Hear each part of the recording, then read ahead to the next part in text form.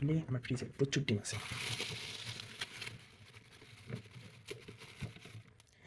অনেক বড় বড় ডিম।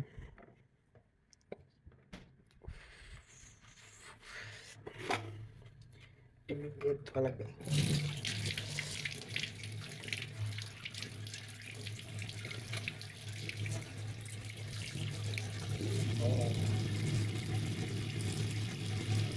দেখেন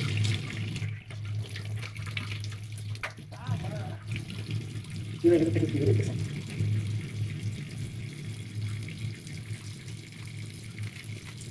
এই ডিমটা যদি খাইতাম তাহলে কি হতো?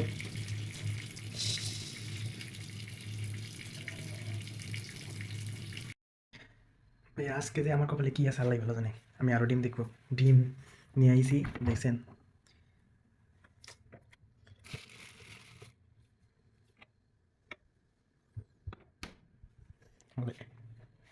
ই আল্লাহ, এটা তো সমস্যা। এটা নষ্ট, এটা 100% নষ্ট। থেকে সরে দিতেছি, এটাও নষ্ট। এখন এটা ঠিক আছে, এটা সন্দেহ লাগতেছে।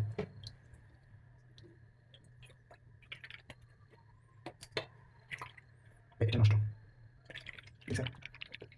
পানি বক্স এটা নষ্ট।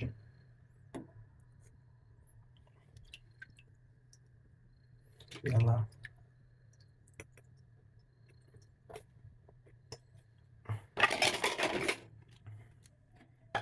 মানে এবার যাবে না। একটা ডিম ভাঙতে হবে।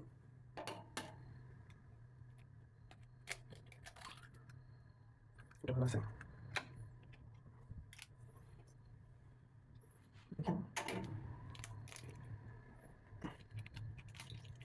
এটা ভালো।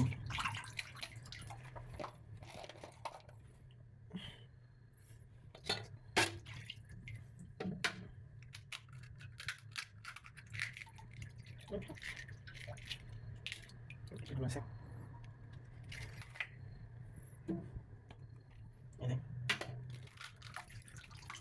এটা ভালো নেই,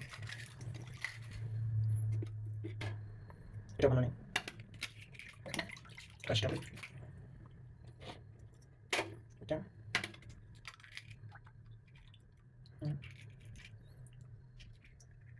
এটা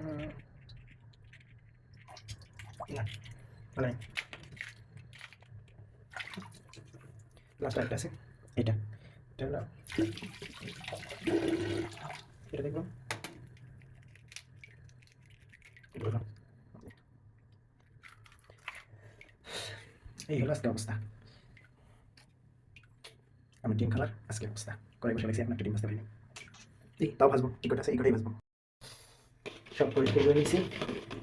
এই যে দেখেন চকচকা, এখানে হচ্ছে ডিমটা আমার ভাজা লাগবে। মামলেট, একটা জিনিস চিন্তা করেন, এই দুইটা ডিমের মামলেট খাইতে গিয়ে আমার কত কষ্ট করা লাগলো। তাহলে একটা মুরগির একটা ডিম পাততে কত কষ্ট করা লাগে। কষ্ট ছাড়া কিছুই মিলে না। যাই হোক, আল্লাহ যা করে ভালোই করে। যদি ডাইরেক্ট তেলের ভিতরে ডিমগুলো ছেড়ে দিতাম তাহলে আমার তো আরও অবস্থা খারাপ হয়ে যেত। ভালো হয়েছে।